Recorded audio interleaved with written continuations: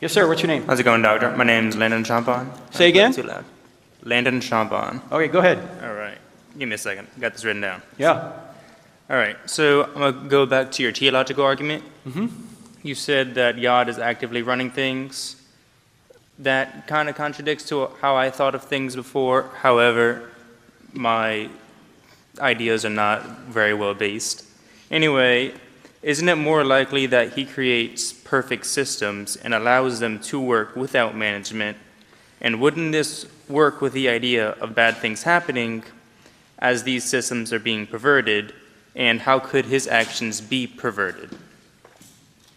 I don't know if I'm following the question. All right. Are you talking about, is this a problem of evil question? So, kinda. So what I'm pretty much saying is, isn't it more likely that instead of his actions being perverted through like sin coming into the world and evil coming with it, that he creates perfect systems, and that with sin coming into the world and human mismanagement, that those systems instead become perverted, and that's why those bad things happen? Why does God allow suffering, disabilities, and a broken world if he's truly good and powerful? Today, we dive into this profound question to explore how God's plan brings purpose, even in pain.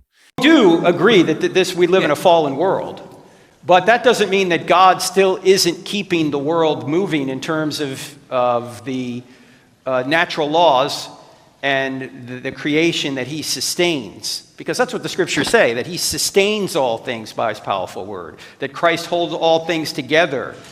So, yes, we live in a fallen world. In fact, somebody here told me earlier that we know that Adam and Eve were not Cajun. How do we know that? Because if they were, they would have killed the snake and eaten it. And we wouldn't have this problem. That's from my friend Hugh over here, who gave me that joke, who lives not far from here. But sorry, no, we live in a fallen world. And bad things happen, but bad makes no sense unless we know what good is, and good can only exist if God exists. But Gotcha. Well, quick question. So is him sustaining things in the scripture? I probably haven't gotten to that part of so. sustain what? Like God sustaining the world. Yes. Is that said in the scripture? Yes, it says it in the Okay, scripture, gotcha. like I said before, that God sustains all things by his powerful word. That's what Hebrews said. Paul says, in him we live and move and have our being, and Christ holds all things together. And there are passages in the Old Testament that talk about similar, that God is maintaining this universe. He's not a deistic God. He doesn't create the universe and then leaves it. He creates the universe and sustains it. Yeah. In fact, God does three things. He creates, he sustains, and he intervenes at certain points through miracles. A lot of times we forget about the sustaining part. Yeah. Okay? But yeah, that was pretty much a question. I'm working through the Old Testament right now, so I don't have a holistic view. Sure. So that was just where that break came Well, through. here's an overview of the entire Bible in 3 sentences. God created it. We broke it. Jesus fixed it. God created it. We broke it. Jesus fixed it. So that's where it's heading. Jesus is the ultimate fix. In fact, the Bible, or let me put it another way, Christianity is the answer to the problem of evil. Do you realize if nobody ever did evil, Jesus wouldn't be necessary in his human nature? Yeah. So Jesus coming to earth, adding humanity to his deity, is the answer, the ultimate answer to the problem of evil. He takes evil upon himself. And he allows those who want to be with Christ forever to be exempted or to have their sins punished, have him punished for their sins. And so he can not only forgive us, he can give us his righteousness. But he's ultimately answering or solving the problem of evil. You know what the ultimate solution to the problem of evil is? God doesn't take our free will, he quarantines evil. He quarantines it in a place called hell. And those who want to be with Christ will be with him. So literally, in eternity, there are 2 places you can be, smoking or non-smoking. You want to be in non-smoking. All right? Yeah. All right, thank you. Thank you. Appreciate it. Landon's questions delve into profound theological issues about God's role in sustaining creation. the problem of evil, and human free will. Let's explore these with depth and clarity, grounding the answers in scripture and theological insights. God's role in creation and sustaining the universe. Landon asks if God might have created perfect systems that became perverted by human mismanagement and sin. While God's creation was indeed very good, Genesis 1:31, the Bible affirms that God actively sustains creation. Colossians 1:17 states, "He is before all things, and in him all things hold together." Similarly, Hebrews 1:3 affirms that Christ upholds the universe by the word of his power. These verses demonstrate that God is not a passive creator, but remains intimately involved in his creation. This aligns with the reality of sin's consequences. Romans 8:20-22 describes creation as being subjected to futility and groaning due to human sin. While God's systems were created perfect, the entrance of sin through Adam and Eve, Genesis 3, disrupted that perfection.